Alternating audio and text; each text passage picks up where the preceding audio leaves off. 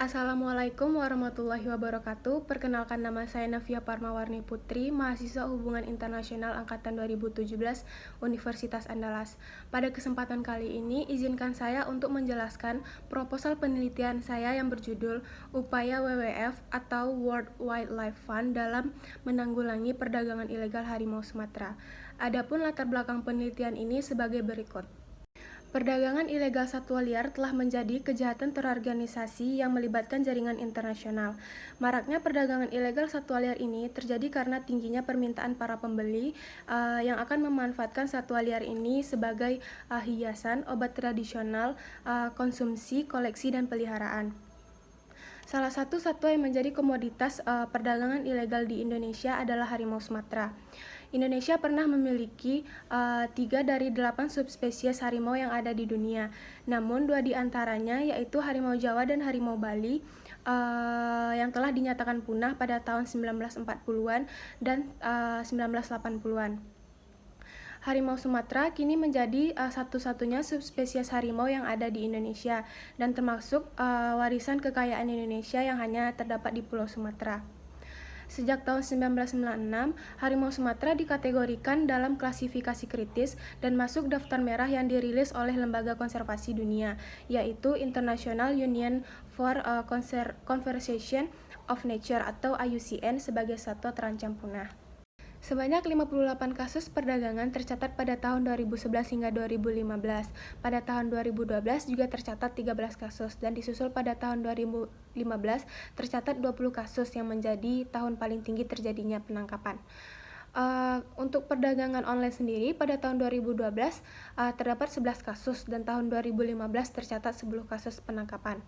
WWF Indonesia juga mencatat pada tahun 2016 dapat diprediksi kematian harimau Sumatera sebanyak 19 ekor karena adanya faktor alamiah, konflik dengan manusia, dan adanya perburuan ilegal. Kemudian pada tahun 2017 tercatat 15 kasus dan masih terjadi hingga saat ini. Apabila kondisi ini tidak ditanggapi dengan serius, dikhawatirkan populasi harimau Sumatera semakin menurun. Bahkan kemungkinan terburuk akan punah seperti yang telah terjadi pada harimau Bali dan harimau Jawa. Dalam menanggapi hal ini, pemerintah telah berupaya untuk melindungi harimau Sumatera dengan mengeluarkan peraturan melalui Undang-Undang Nomor 5 Tahun 1990 tentang konservasi sumber daya alam dan ekosistemnya, serta Peraturan Pemerintah Nomor 8 Tahun 1999 tentang pemanfaatan jenis tumbuhan dan satwa liar. Pada pasal 40 ayat 2 yang menjelaskan bahwa perdagangan atau kepemilikan satwa liar akan dikenakan denda 100 juta dan hukuman penjara selama 5 tahun. Kemudian pada Undang-Undang Nomor 5 Tahun 1960 juga menyebutkan bahwa setiap orang dilarang untuk menangkap, melukai, membunuh, menyimpan, memiliki, memelihara, mengangkut, dan memperjualbelikan satwa yang dilindungi, baik dalam keadaan hidup maupun mati. Selain upaya perlindungan dengan adanya undang-undang, pemerintah juga turun ke lapangan untuk melakukan penangkapan kepada pelaku perdagangan. Namun, pemerintah terkendala staf ahli yang jumlahnya tidak terlalu banyak, terbatasnya kapasitas pengelolaan kawasan, dan kurangnya koordinasi antar instansi di luar kawasan konservasi. Kemudian, kendala yang lain adalah kurangnya kesadaran dalam pengelolaan hutan dan satwa liar berkelanjutan, lemahnya penegakan hukum, serta kurangnya sistem pengelolaan data. Selanjutnya, terdapat sebuah rezim internasional yang mengatur perdagangan satwa liar atau yang dikenal dengan Convention on International Trade in Endangered Species of Wild Fauna and Flora atau dikenal dengan CITES. CITES ini merupakan suatu perjanjian internasional yang mengatur perdagangan spesies tertentu yang termasuk ke dalam kategori terancam punah. Dalam konferensi negara anggota CITES, terdapat NGO dan AGO yang hadir sebagai observer. Salah satu NGO yang hadir adalah WWF, yang mana WWF adalah organisasi non-pemerintah yang menangani permasalahan spesies langka. Salah satunya adalah harimau Sumatera yang tercantum dalam Appendix 1 CITES. Oleh karena itu, WWF berupaya dalam penyelamatan harimau Sumatera dari kepunahan. WWF memberikan dukungan teknis kepada pemerintah Indonesia berupa pemantauan, peningkatan kapasitas masyarakat dalam mitigasi konflik dengan satwa, dan melakukan edukasi publik untuk menurunkan permintaan sehingga akan mengurangi perburuan dan perdagangan ilegal satwa liar dilindungi. Dalam hal ini, pemerintah telah berupaya dalam mengatasi kasus perdagangan harimau Sumatera dengan mengeluarkan aturan dan undang-undang. Namun, dengan upaya tersebut belum mampu mengurangi perdagangan satwa liar, khususnya harimau Sumatera.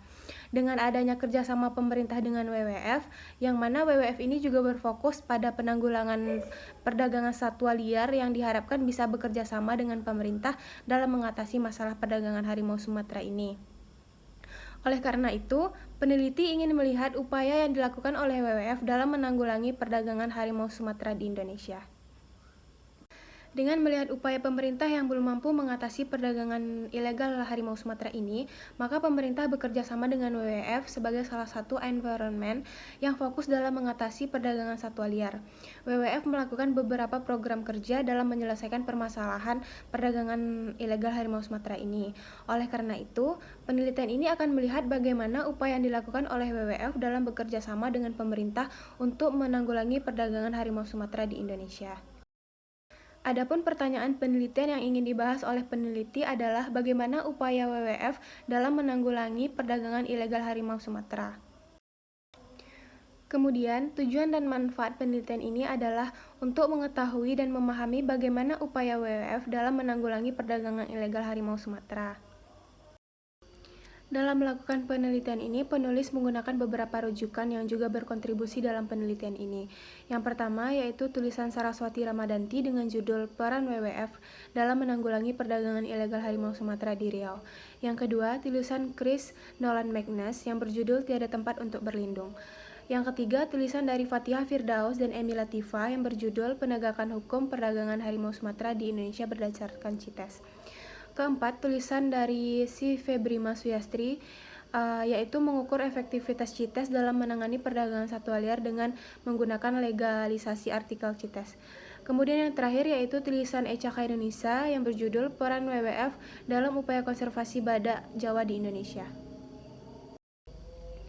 Dalam penelitian ini, penulis menggunakan konsep NGO, yang mana NGO ini menurut Tigen adalah organisasi nirlaba yang bertujuan untuk melayani kepentingan sosial dengan fokus advokasi atau usaha operasional pada tujuan sosial, politik dan ekonomi, pendidikan, kesehatan, penyelamatan lingkungan, dan hak asasi manusia. Dalam aktivitasnya, sebuah NGO memiliki peran-perannya, yang mana hal tersebut juga dianggap sebagai upaya-upaya dari NGO dalam mencapai tujuan politiknya. Yang mana upaya-upaya tersebut adalah yang pertama yaitu isu framing dan agenda setting. Isu framing adalah mengidentifikasi suatu fenomena sebagai masalah kepentingan publik dan mengklasifikasikannya sebagai dalam ranah tindakan pemerintah. Sedangkan agenda setting terkait dengan isu framing. Tetapi agenda setting ini lebih menuntut tindakan konkret atas isu-isu yang telah diidentifikasi dalam konteks tertentu. Ringkasnya, isu framing berkaitan dengan pengenalan dan konseptualisasi suatu fenomena sebagai isu yang menentukan tindakan publik. Sedangkan agenda setting melibatkan institusi politik dan proses pengambilan keputusan. Isu framing dan agenda setting ini terjadi bersamaan dan berbeda, namun keduanya merupakan momen penting untuk mempertimbangkan pengaruh NGO. Yang kedua adalah penyedia informasi. NGO adalah penyedia utama informasi dalam bantuan teknis selama proses negosiasi lingkungan internasional. Konstruksi pengetahuan melibatkan lembaga penelitian, lembaga pelapor, dan pengawasan regulasi. Mereka membuat laporan dan penelitian utama yang mendukung kerangka masalah kebijakan, menawarkan justifikasi kuantitatif dan kualitatif untuk opsi kebijakan tertentu. Dari pengetahuan yang dibangun ini, solusi dan rekomendasi kebijakan disajikan oleh NGO, melengkapi dan terkait dengan tujuan isu framing dan agenda setting. Yang ketiga, lobby dan kampanye. NGO menggunakan cara formal untuk mencoba mempengaruhi negosiasi. Mereka juga dapat berkampanye menggunakan media dan demonstrasi publik untuk memobilisasi jaringan dan konstituen untuk menekan politisi. NGO juga berpartisipasi dalam upaya yang lebih luas untuk mempengaruhi negosiasi selama proses dengan menggunakan media dan demonstrasi untuk menginformasikan kepada publik dan meningkatkan tekanan pada negosiator pemerintah.